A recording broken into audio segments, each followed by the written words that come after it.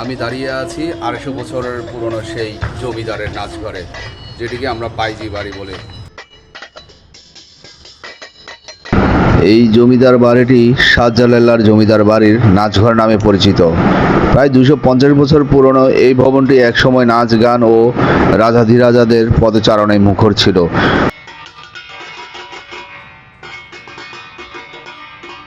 ঘুঙুরের আওয়াজে বাইজিরা জমিদারের শাহজালালকে সুরের মূর্ছনায় আনন্দ দিতেন। মহল জুড়ে ছিল আলোর ঝলকানি।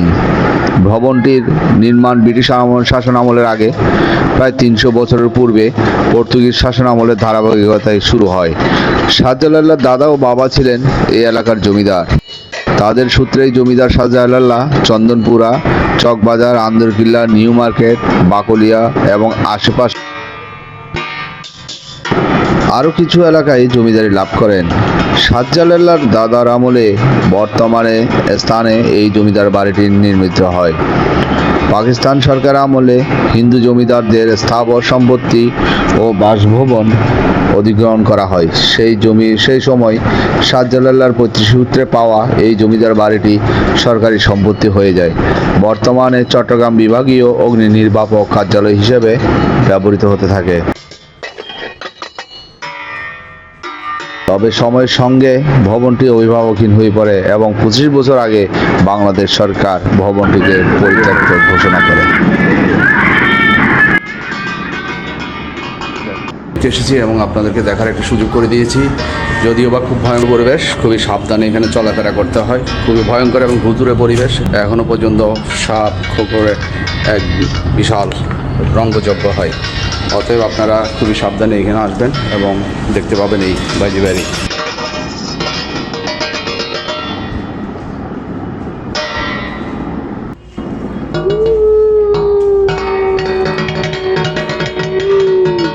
যদিও বা সিভিল ডিফেন্সের আওতাধীন এখন জাদুঘর হিসেবে এটি রক্ষিত আছে। তবে এই ভবনে 14টি কক্ষ এবং 10টি সিঁড়ি আছে। এখনও পর্যন্ত সেই কান্নার আওয়াজ শোনা যায়।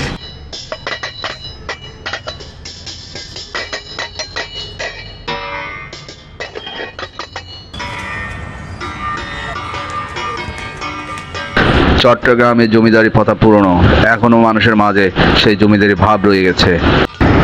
ভারত উপমহাদেশের মুঘলদের শাসন আমল থেকে ব্রিটিশদের শাসন আমল পর্যন্ত জমিদারি প্রথা চালু ছিল।